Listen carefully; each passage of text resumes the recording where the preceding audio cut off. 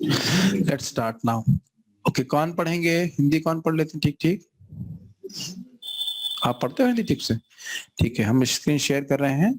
आप लोग आज शरीर और आत्मा के भेद के बारे में जब सुन रहे थे, उसको आगे हम सुनेंगे।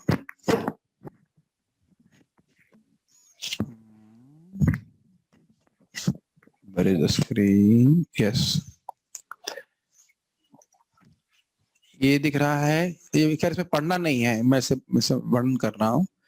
ये आप देख सकते हो, यहाँ पे दिखाया है कि शरीर का, इंसान शरीर का कंपोजिशन क्या है। ऑक्सीजन है 65%, carbon 18.5%, hydrogen 9.5%, nitrogen 3.2, calcium 1.5%, phosphorus 1.0%, others बाकी जो एलिमेंट्स हैं 1.3%। आत्मा द्वारा एक शरीर से दूसरे शरीर में देहांतर की प्रक्रिया पर सुधारण चर्चा करें, तो हम लोग बोल चुके हैं, इसकी व्याख्या कर चुके हैं। ये थोड़ा विचारणी बात है कि इन सारे तत्वों को अगर हम जोड़ें तो हम लोग अपने प्रेजेंटेशन में प्राय रखते हैं कि इसकी वैल्यू है 105 रुपए, या चलो बहुत ग्रेशियसली बोल दिया जाए तो 1000 रुपए। क्या हमारे शरीर की वैल्यू मात्र 1000 रुपए है? पहले इस पे विचार कीजिए, थोड़ा इस पे विचार किया जाए। क्या आपकी वैल्यू मात्र 1000 रुपए है? मैंने 2 प्रश्न किए थे। क्या आपके शरीर की वैल्यू 1000 रुपए है, और क्या आपकी वैल्यू 1000 रुपए है? एक मिनट, मैं डिवोटीज को, भाई देखो, जो बोलना चाहता है वो ये देखे कि वह अपने किचन में नहीं बैठा हो, कल कोई अपनी कटोरी चम्मच बजा रहा था, तो ये नहीं करना है। आप अनम्यूट कीजिए कि शांत जगह में बैठिए, फिर अपना विचार प्रस्तुत कीजिए। हम जूम के डिवोटीज को बताना चाहते हैं, वो बताएंगे कि उनकी वैल्यू कितनी है और उनके शरीर की वैल्यू कितनी है। प्रणय प्रभु, आपसे भी पूछूंगा मैं, ठीक है ना? आपको छोड़ने वाला नहीं हूं, ठीक है? एक मिनट रुकिए रुकिए। सब ये बड़ा इंटरेस्टिंग है, ये मुझे बहुत हिट किया था जब मैंने पहली बार सुना था। So will give chance to zoom devotees. Yes, Richa माता ji, please go ahead, unmute yourself and speak. What is the value of your body and what is the value of, और इसमें गलत होगा उत्तर देखना। What is the value of your body and what is the value of you? क्या प्रश्न कर रहे हैं, बोलिए। प्रभु जी, हमारे शरीर की वैल्यू 1000 रुपए हो सकती है या उससे भी कम हो सकती है, परंतु हमारी वैल्यू कई गुना ज्यादा है। बिल्कुल 0 मार्क्स। क्यों प्रभु जी, आप इतने खतरनाक टीचर क्यों हैं? 0 देना था तो चैट पे बोल देते, सबके सामने क्यों बोला? हरे कृष्णा। अच्छा, रुक जाइए। चलिए देखता हूँ 0 नंबर मिलेंगे या 100 मिलेंगे। अगर उत्तर दूंगा ना तो आप शॉक हो जाओगे। ओके, संतुष्ट कृष्ण प्रभु, बताइए। आपने गलत नहीं बोला है, लेकिन गलत बोला है। हाँ, यस। अगर हमारे शरीर के केमिकल्स को जोड़ा जाए, अलग अलग खरीदेंगे तो 1000 रुपए हो सकता है। यस। हरे कृष्णा प्रभु जी। जब शरीर के द्वारा, हाँ बोलिए। हरे कृष्णा प्रभु जी। हाँ बोलिए। जब जीव इस शरीर के द्वारा भगवान की प्राप्ति करता है तो उसकी कोई वैल्यू नहीं लगाई जा सकती, और जब ये हम इसको शरीर मानते हैं तो फिर इसकी वैल्यू कर सकते हैं। अच्छा चलिए, अब मेरी बात आपको बिल्कुल आसानी से समझ में आएगी अगर मैं कुछ बोलता हूं। पिताजी जब बीमार रहते हैं तो उनकी बीमारी को ठीक करने के लिए हम लाखों रुपए खर्च करने के लिए तैयार रहते हैं कि नहीं रहते? और जैसे ही वो मृत हो जाते हैं तो उनके पूरे शरीर को जला दिया जाता है। तो यानी यही तो कह रहे हैं ना कि शरीर में एक भी ऐसी वस्तु नहीं है जिसको प्रिजर्व किया जाए। कभी सोचा आपने? यानी कि शरीर की कुछ भी वैल्यू नहीं है, जैसे संतुष्ट कृष्ण प्रभु कह रहे हैं। जो ऋचा माता जी ने कहा वो गलत नहीं था। अगर आप वाकई केमिकल खरीदने जाए, हाइड्रोजन, ऑक्सीजन, ये सब, तो वाकई 1000 रुपए हो जाएगा। हम लोग अपनी वेल्डिंग के लिए, जो गैस वेल्डिंग होती है ना, तो कुछ काम आ सकता है एग्जाम्पल, गैस वेल्डिंग के लिए ऑक्सीजन सिलेंडर खरीदते हैं 350 रुपए का, तो बात गलत नहीं थी इनकी, तो कुछ नंबर दिए जा सकते हैं इनको। ऑक्सीजन अगर हमारे इसमें, मान लो उसमें 14 किलो ऑक्सीजन आती है 350 रुपए की, हमारे बॉडी में अगर 1 किलो ऑक्सीजन है तो कितने रुपए की हो गई, आप जोड़ लो। मैं मैथमेटिक्स में थोड़ा कमजोर हूं, तो इन्होंने गलत नहीं बोला। लेकिन जब शरीर से ऑक्सीजन निकल गई, प्राण निकल गए, तब शरीर की क्या वैल्यू है? तो इसलिए दोनों उत्तर समझ में आ रहे हैं ना। माता जी का उत्तर भी ठीक है, लेकिन अगर आप दूसरे एंगल से देखेंगे, जो संतोष कृष्ण ने बोला कि भाई इसकी कोई वैल्यू नहीं है मरने के बाद। अभी हल्का सा उंगली में कट लग जाता है तो हम लोग कितना उसमें पैसा खर्च करने के तैयार रहते हैं, लेकिन मरने के बाद क्या है? कुछ भी नहीं। और अगर आप इस पे विचार करें कि आत्मा की क्या वैल्यू है, तो आप उसका उत्तर क्या देंगे? आत्मा को तो आप भौतिक रूप से मूल्यांकन कर ही नहीं सकते, क्योंकि आत्मा तो पूरी तरह से चित वस्तु है। मैंने इसीलिए बोला था कि बात बहुत सिंपल लगेगी, लेकिन इसका प्रश्न का उत्तर बड़ा रचो। कोई बात नहीं माता जी, 50% नंबर दे रहा हूँ, जो घबराई मत, आपको 0 नहीं दे रहे हैं, घबराई मत। It's a difficult concept to think about. I'll give award you 100% marks also. क्या फर्क पड़ता है? 100 दो या 50 दो या 100 दो। लेकिन ये बात तो बड़ी सुनने में अच्छी लग रही है, लेकिन अपनी आत्मा को कुछ नोटों के लिए किसी के सामने बेच देना, क्या ये बुद्धिमानी है? समझ रहे हैं इसका अर्थ? ऐसे उग्र कर्म में लगे जहां हमको भक्ति करने का मौका ही ना मिले, क्या ये बुद्धिमानी है? उस शरीर के लिए जो शरीर की वैल्यू कितनी है मरने के बाद? अमरनाथ प्रभु, you are an accountant, is it not? Account करिए, 0 है, और उसके लिए लगे पड़े हैं। और हमारे स्वेटरों की वैल्यू कितनी है? पता नहीं, 1500 रुपए का स्वेटर शायद मैंने किसी ने दिया है, ये लेके आया है। जैकेट हम लोग पहनते हैं 5000 रुपए की,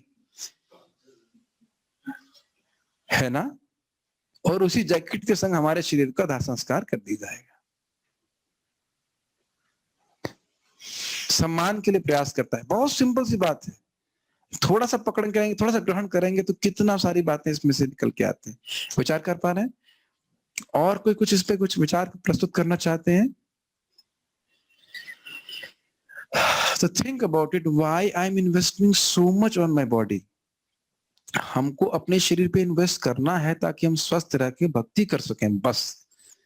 वास्तविकता बात है। अब किसी की बहुत एक इच्छा हो तो ठीक है, उसके लिए प्रयास करे, लेकिन पता है भगवान की सबसे बड़ी कृपा क्या है? हमें इन इच्छाओं से मुक्त कर दें।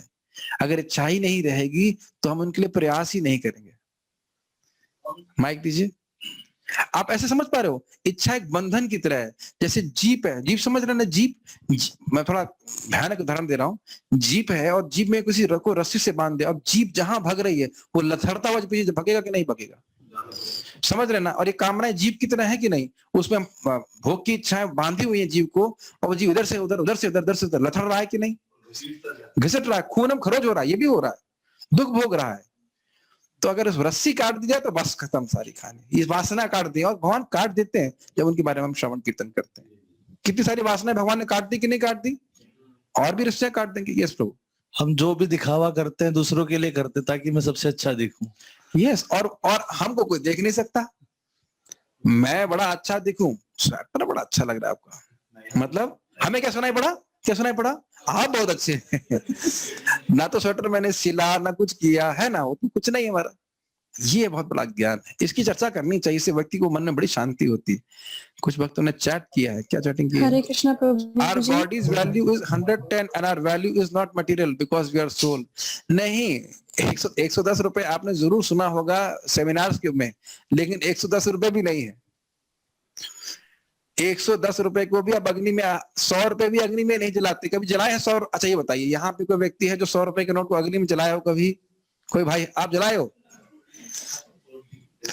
हाँ, डिमोनेटाइजेशन होने के बाद। और अच्छी बात बोल दी है, तो मरना समझ लो डिमोनेटाइजेशन। मरने से व्यक्ति बड़ा वैल्यूबल है, लेकिन मरने के बाद आज से अब इसकी कोई वैल्यू नहीं है। उसे जला सकते, खत्म कर सकते हैं, और यही हमारे संग किया जाएगा। इससे पहले कि हम आगे जाएं, ध्यान रख लीजिए। एक मिनट रुक जाइए माता जी। जिन जिन रिश्तेदारों के नाते आप ये कहो कि ये क्या सोचेंगे और मैं भक्ति नहीं करूं, वही हमको अग्नि में प्रभावित करते हो। क्या बोलेंगे? राम नाम सत्य है, राम नाम सत्य है। अरे मूर्ख, तेरे को पता नहीं है राम नाम सत्य है, और तब हम राम नाम नहीं बोल पाएंगे। हाँ बोलिए माता जी। यस हाँ जी, बोलिए। यही बताना था हमने कि जैसे अपने ही जो हमारे ही होते हैं, वो ही हम जब हम चले जाते हैं तो डेड बॉडी समझ के फटाफट हमें निकालने की वो कोशिश करते हैं। हमारा शरीर, मतलब हम तो हमारे लिए तो है, मगर शरीर की वैल्यू बिल्कुल नहीं है जब डेथ हो जाती है, तो भी इसलिए हमारे सच्चे बंधु कौन हैं? भक्त वैष्णव जन। वैष्णव ही हमारे सच्चे परिवार के सच्चे हितैषी हैं, जो हमारी मदद करते हैं भगवान की भक्ति करने में। मैं सभी भक्तों से निवेदन करता हूं कि सब परिवार आए, परिवार में सब परिवार आए। हमारे परिवार है, सुबह सब जूम पे आए, भक्ति करें। अब देखो हम लोग रोज 2 घंटा से नहीं पढ़ सकते, चर्चा नहीं कर सकते, लेकिन संघ में है तो बड़े उत्साह के संग पता भी नहीं चलता 2 घंटा कहाँ निकल गया। प्रभु जी आपको पता नहीं चलता होगा, हमको तो पता है कितना दुख भोग रहे हैं आप। रोज इस आश्रम के अलावा और कोई आश्रम है जहां हम आराम से रह सके कंबल ओढ़ करके? तो समझ गए। इसलिए मैं ये सब बातें बहुत सिंपल लग रही हूँ। कितनी बार लोगों को इच्छा थी, हाय कितनी अच्छी डिग्री उसने प्राप्त कर ली, मैं तो भक्ति करके यहीं रह गया। बेटा तुम भक्ति करके यहाँ नहीं रहने वाले, वो तो यहीं रहेगा भक्ति नहीं करके। तो भक्ति करके तुम यहाँ रहने वाले नहीं, ये 100% समझ लो। समझ रहे हैं? ये सब बातें मैंने कभी बोली नहीं है ना, एकदम से आ रही मुझसे। और जो कोई कुछ भी कर रहा है वो रहेगा यहीं, लेकिन भक्ति करने वाला यहाँ पे नहीं रह सकता। 1 जन्म 2 जन्म जो लगे तो भगवान की प्राप्ति जरूर करेगा। भगवान की प्राप्ति नहीं करनी होती तो आप इस गलत जगह में आते ही नहीं। मेरा मतलब आप भगवान के वैष्णव के संग में आते ही नहीं। गलत जगह मतलब भौतिकतावादियों की दृष्टि से। ये ध्यान रखिए, ये बात ध्यान रखिए, मेरे वचन नहीं है, भागवत के वचन है कि जब जीव की मुक्ति होने का समय आता है तब उसे वैष्णव का संग प्राप्त होता है। बिल्कुल पास्ट को गड्ढे में डाल दीजिए, जो भी भूतकाल में था उसे भूल जाइए।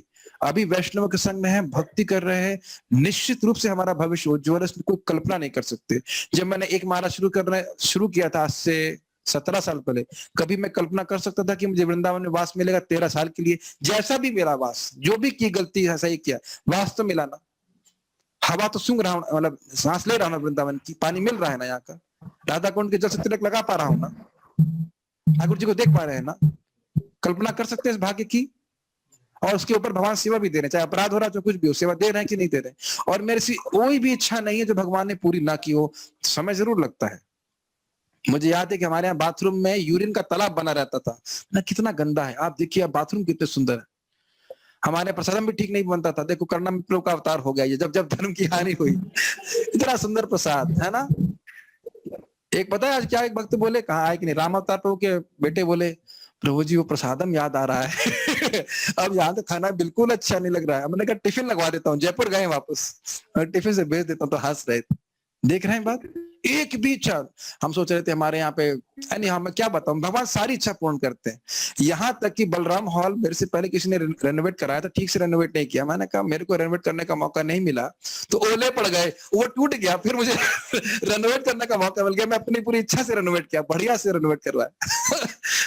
सब इच्छा पूर्ण करते हैं। भगवान से बस एक इच्छा है, भगवान माया से दूर रखें, आपके चरणों की प्राप्ति कराएं, आपका प्रचार कर सकें भक्ति को, बस ये प्रार्थना होनी चाहिए। ठाकुर जी जरूर इस इच्छा को पूर्ण करेंगे। हरे कृष्णा प्रभु जी। मैं खाली बोल रहा था कि भगवान सब इच्छा पूर्ण करते हैं। भगवान भक्तों की भक्ति करनी चाहिए। भक्ति करने वाला कभी अपना समय व्यर्थ नहीं कर रहा, बाकी तो केमिकल वेस्ट कर रहे हैं। यस, कौन वसका मत? Yes please. हाँ प्रभु जी, मैं ये कह रही थी, अगर हम इस शरीर का प्रयोग भगवान की पूजा में या भगवान के लिए करते हैं तो इसकी वैल्यू होती है। यस माता जी, और बहुत बुद्धिमानी है। जैसे आप कहो कि करताल का मूल्य क्या है, मैं कहूँ कुछ मूल्य नहीं है, ताकि वाओ भेज देना भाई, 20 सेट भेज देना। या ऐसा कहिए, मान लीजिए ये सोने की करताल होती और आपको 50 पैसे में मिलती, तो प्रभु जी ऐसा कोई ऑफर आ रहा है क्या? गीता चर्चा तारूप में आपने पोस्ट नहीं किया ऐसा। ये सब थ्योरी वाले हैं, लेकिन ये मेरी बात नहीं है, भगवान इस बात को बोलते हैं। इस शरीर की किसी भी इंद्रिय की कोई वैल्यू नहीं मरने के बाद। ठीक, ये भगवान के वचन है।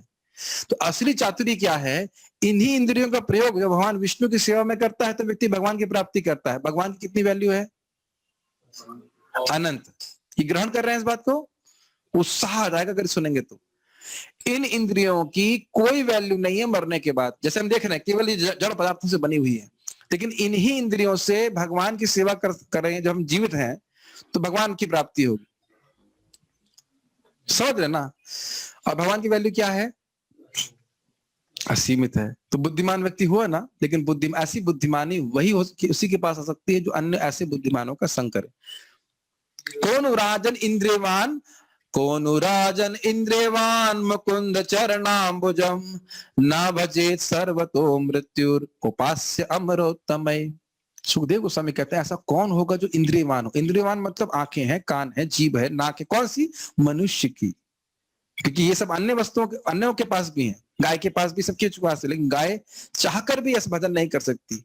कोनुराजन इंद्रियवान मुकुंद चरणाम्बुजम, मुकुंद भगवान की सेवा करेगा जो अपने सेवकों को मुक्ति देने वाले हैं। न भजेत सर्वतो मृत्युर, अगर वो भजन नहीं कर रहा है तो हर जगह मृत्यु है, देवलोक में मृत्यु है। उपास्य अमरोत्तमय, उनकी उपासना, उन कृष्ण की उपासना तो वह अमरों में भी उत्तम लोग करते हैं। शिव जी और ब्रह्मा जी अमरों में भी श्रेष्ठ है, देवताओं में भी श्रेष्ठ है, उनके द्वारा उपास्य है भगवान विष्णु कृष्ण। उनकी उपासना कौन नहीं करेगा? मतलब हर कोई व्यक्ति करेगा अगर मृत्यु से थोड़ा सा भी डर है तो। जरा सा भी बुद्धिमान होगा तो भजन करेगा। समझ में आ रहा है? और कब कर पाएगा? जब जिंदा है। नहीं तो राम नाम सत्य है, लेकिन मुर्दा बन के नहीं सुन सकते, ना सुन सकते हैं ना बोल सकते हैं। तो बुद्धिमान बन के भगवान का भजन करना चाहिए।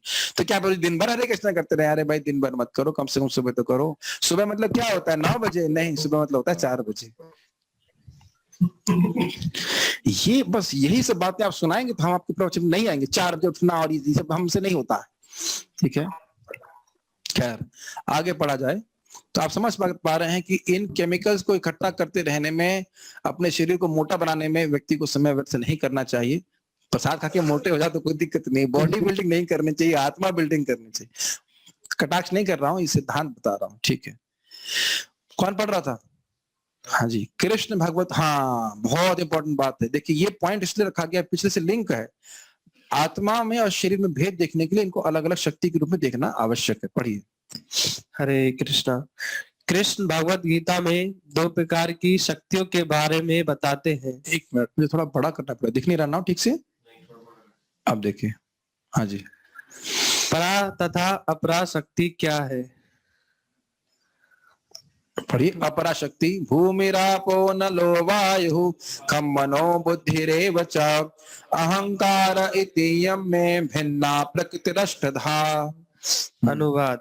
पृथ्वी, जल, अग्नि, वायु, आकाश, मन, बुद्धि तथा अहंकार, ये 8 प्रकार से विभक्त मेरी भिन्न अपरा प्रकृतियां हैं। हाँ, इन्हें अपरा प्रकृति क्यों कहते हैं अजय प्रभु?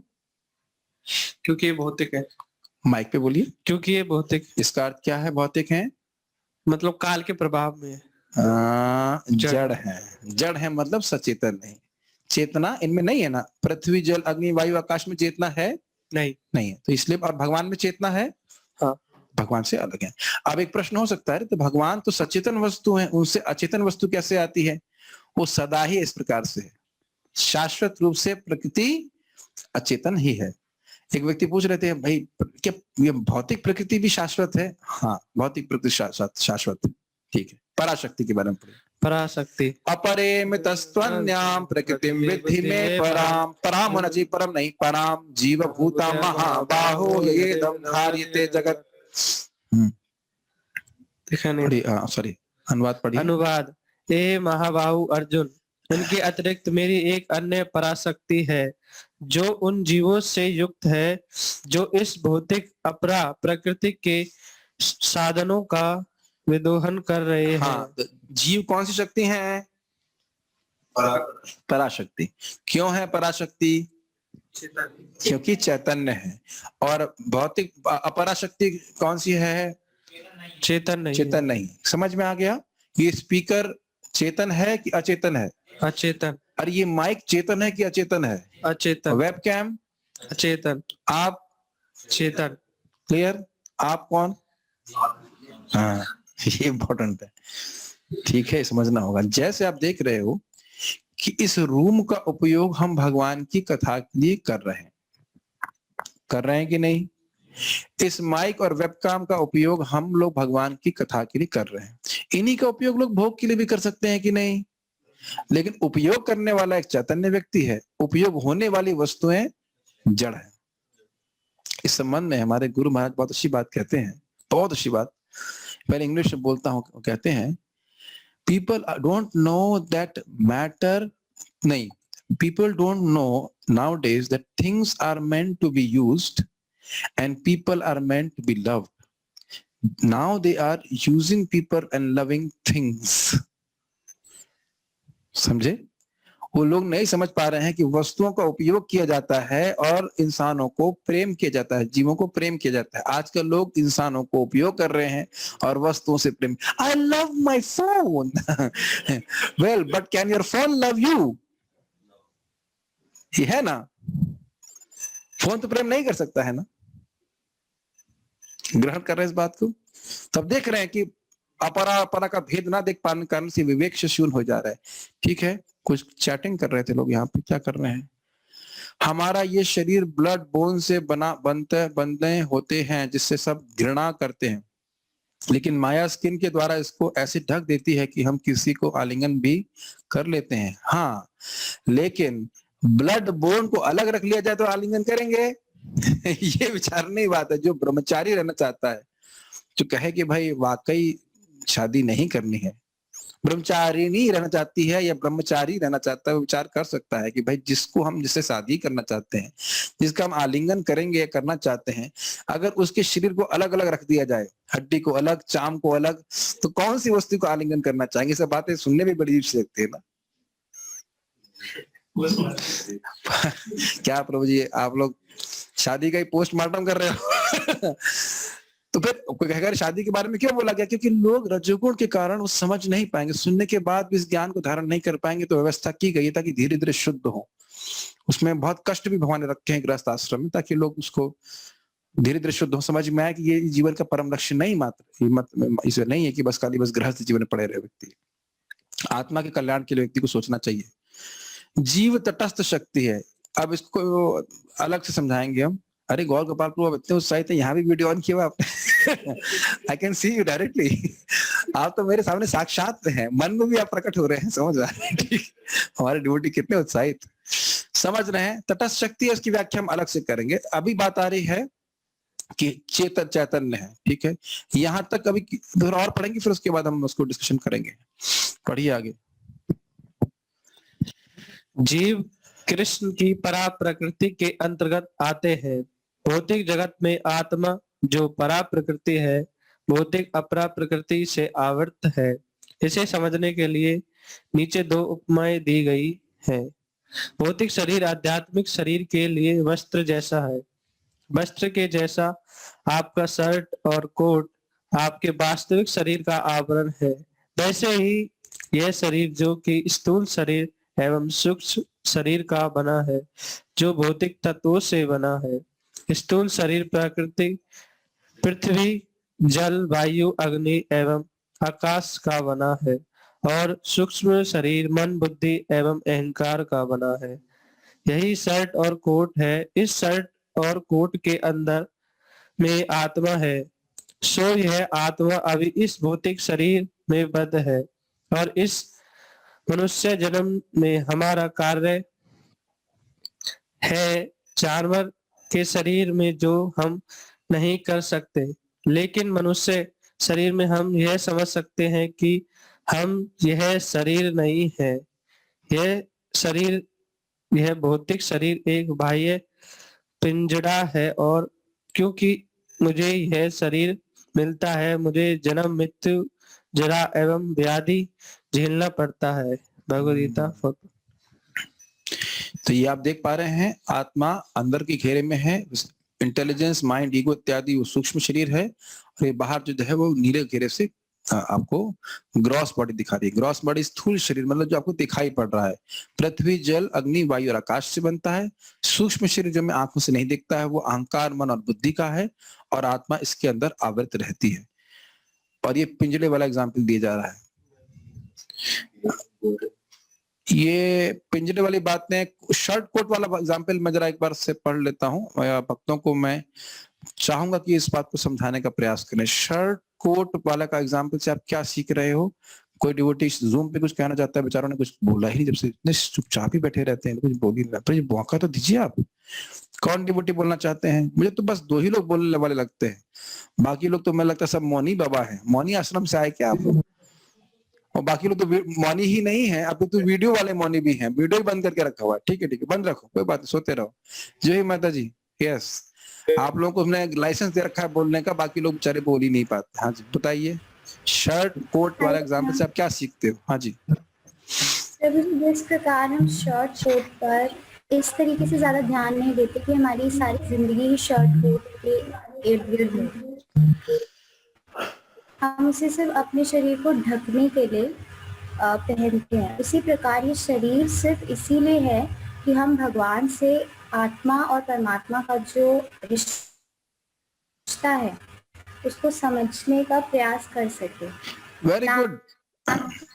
कि सिर्फ शरीर पर ही कार्य करते रहे और ये मैंने कभी सोचा नहीं था। Very nice point. आत्मा पे ध्यान। आपका नेट थोड़ा सा डाउन लग रहा है, मुझे लगता है आवाज नहीं है, लेकिन पॉइंट आपको मैं समझ में आ गया। पॉइंट समझा आपने? हम अपने वस्त्रों को एक विशेष उपयोग के लिए करते हैं।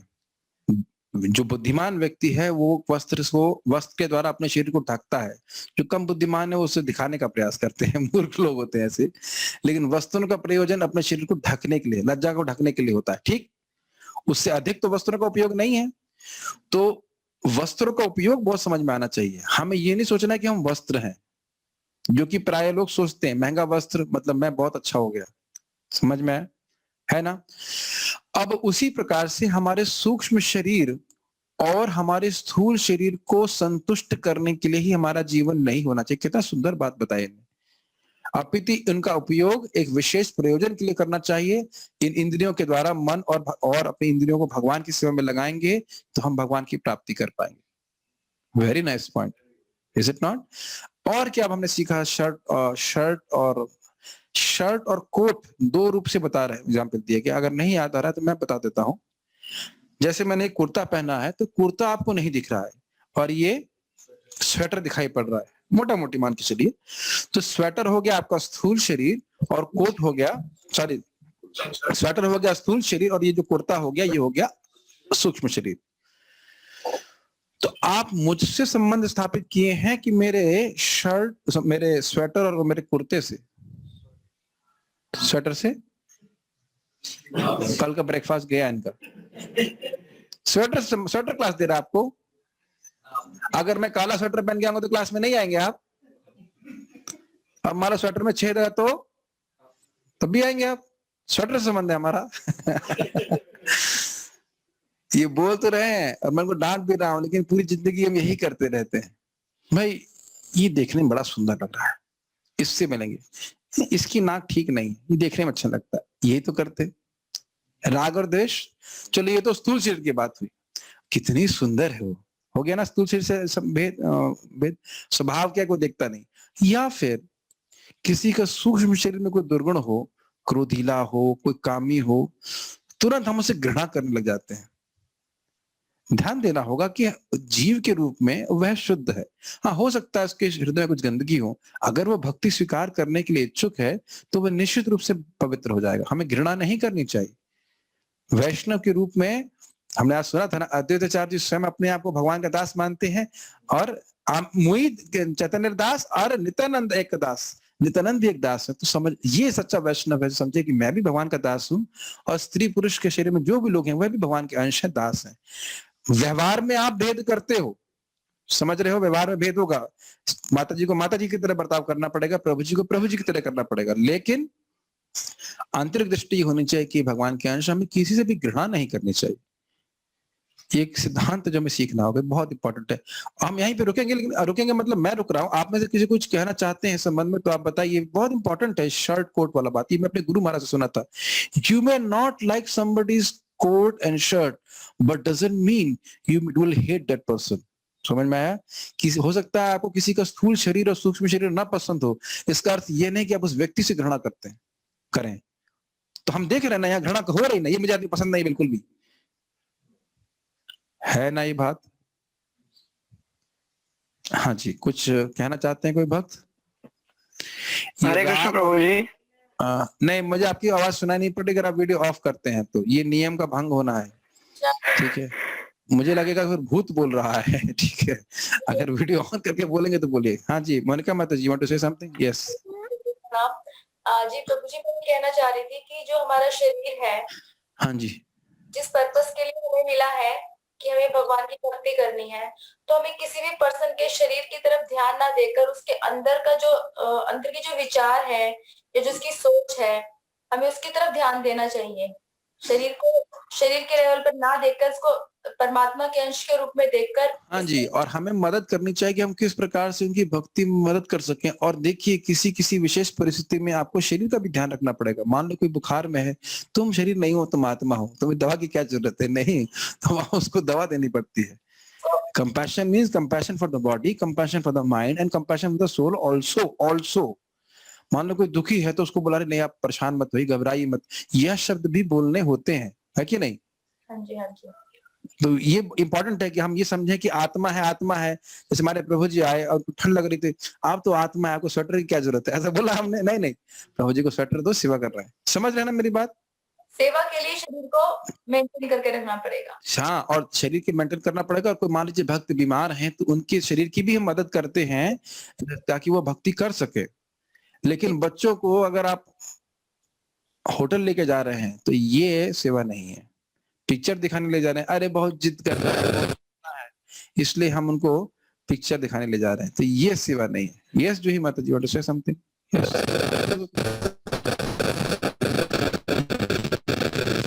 ये तो बहुत डिस्टर्बेंस कर रहे हैं। म्यूट क्यों नहीं हो पा रहा है? म्यूट करने के बाद भी म्यूट नहीं हो रहा है। मेरी वजह से प्रॉब्लम आ रही है, किसी और की वजह से आ रही है? हरी हरी, ये कौन? ऐसा लग रहा है यज्ञ चल रहा हो, कोई इसमें आहुति डाल दी गलत तरह से। Okay, I allow devotees to speak again, unmute. Be careful कि अगर आपने कुछ बोलना नहीं है तो आप अनम्यूट मत कीजिए अपने आप को। हाँ जी, बोलिए। प्रभु जी, जब हमारा अपमान होता है या कोई कुछ निंदा करता है, उसका हमें पता लग जाता है, तो मतलब इस चीज को कैसे नेग्लेक्ट करें?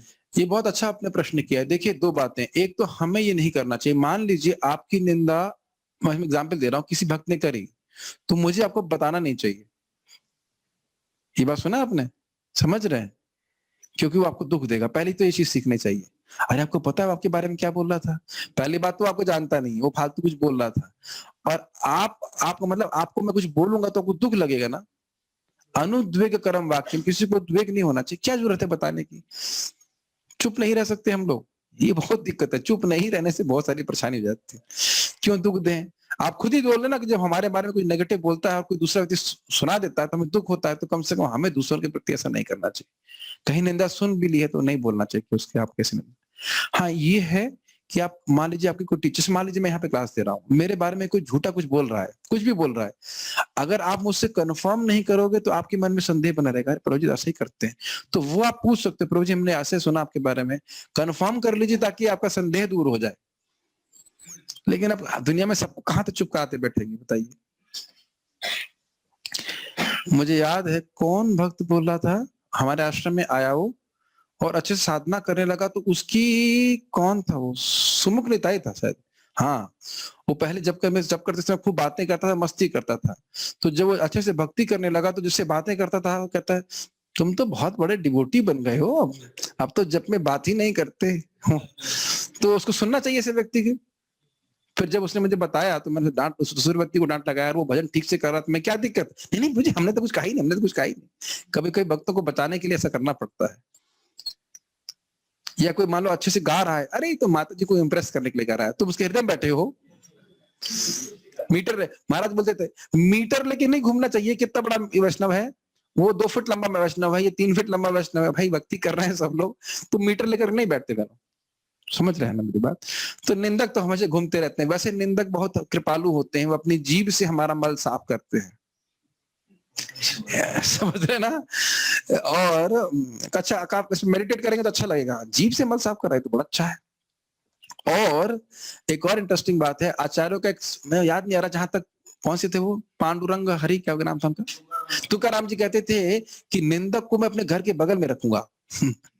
सफाई कर्मचारी बगल में होना चाहिए ना, जो गंदगी सफाई करता रहे, सब कचरा साफ करते रहे। जो कोई व्यक्ति पाप करता है, ये भागवत का सिद्धांत है, प्रथम स्कंद आखिरी के अध्याय 17-18 में कहीं आता है, जो व्यक्ति कोई पाप करता है उसको गाने वाले को कि इसने ऐसा पाप किया उसको वही पाप लगता है। खैर हम थोड़ा डिफ्लेक्ट कर रहे हैं, लेकिन समझना चाहिए कि हम लोग शरीर नहीं है और हमको दुख होता है तो कम से कम दूसरों की निंदा ना करें, ये प्रयास हम करें। जैसे हमको दुख होता है वैसे दूसरों को भी दुख होता है। और प्राय लोग सूक्ष्म शरीर और स्थूल शरीर का एनालिसिस करते रहते हैं। ठीक है, you want to say something जी माता जी? यस। हरे कृष्णा प्रभु जी, जिस प्रकार से हम इस जीवन में जो भी कपड़े खरीदते हैं, शर्ट या कोट, वो अपनी इच्छा के अनुसार खरीदते हैं, इसी प्रकार ये शरीर भी हमें हमारी इच्छाओं के अनुसार ही मिला है। Very nice. नहीं माता जी, एक और चीज है, इच्छा और दाम। हम चाह सकते हैं कि 5,000 रुपए का जैकेट पहनने, लेकिन जेब में 5 रुपया देकर के सांस भर के रह जाते हैं। तो कर्मणा दैव नेत्रेणा, तो अपने कर्मानुसार हमारी इच्छाएं होती हैं, इच्छा के अनुसार, और हमारे पीछे हमारा बैकअप है कि नहीं, उसके कर्म का बैकअप फिर मिलता है। सही कहा आपने। तो विभिन्न प्रकार के शरीर हमको प्राप्त हो रहे हैं अपने कर्म के अनुसार। तो हम लोग शरीर से भिन्न है, इस बात को याद रखिएगा। सुबह 4 बजे मिनिमम, लास्ट 4 बजे, ये जरूर याद रखिए कि उस टाइम सारा ज्ञान भक्ति वृक्ष का भूल जाएंगे। तब क्या याद रखेंगे? मैं शरीर हूं, मैं शरीर हूं, मैं शरीर हूं। स्थूल शरीर भी हूं और सूक्ष्म शरीर भी हूं। बिल्कुल मेरा सूक्ष्म शरीर उठना नहीं चाहता है कि नहीं? वैसे मैं खुश हूं अब इस समय कि हमारे जो मंदिर ज्वाइन किए हैं ब्रह्मचारी सारे लोग, कौन ने ज्वाइन किया है? सभी आप सब लोग, हमारे जूम मंदिर के जूम ब्रह्मचारी सभी आ रहे हैं उठ करके, काफी लोग उठ करके। आज मैं देख रहा था सुबह 6 बजे भी कम से कम 80-90 लोग थे, मैं आश्चर्य 89 था। तो धीरे धीरे लोग आत्मा के स्तर पे आ रहे हैं, अरे बहुत अच्छी बात है। भगवान की भक्ति करना आत्मा की तरह कार्य करने जैसा है। बहुत बहुत धन्यवाद। यहाँ रुकते हैं हम लोग। श्रील प्रभुपाद की जय, श्री भक्ति की जय। एक चीज बताऊंगा, कल मैं सुबह जा रहा हूँ अम्बाला, तो कल परसों और नरसों शाम की क्लास नहीं होगी, वहां जाकर मैं कुछ क्लास करूंगा, वो मैं भागवत अध्यापन में पोस्ट करूंगा। भक्ति वृक्ष की क्लास स्थगित रहेगी आज, कल और परसों के लिए। दैट मीन सैटरडे, संडे और मंडे के लिए।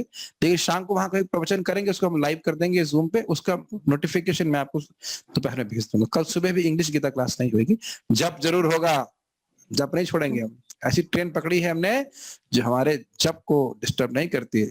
अरे काश जप में नहीं आते, सुबह वाली ट्रेन पकड़, नहीं जप में नहीं छोड़ने वाले। ठीक है, श्रील प्रभुपाद की जय। हरे कृष्णा।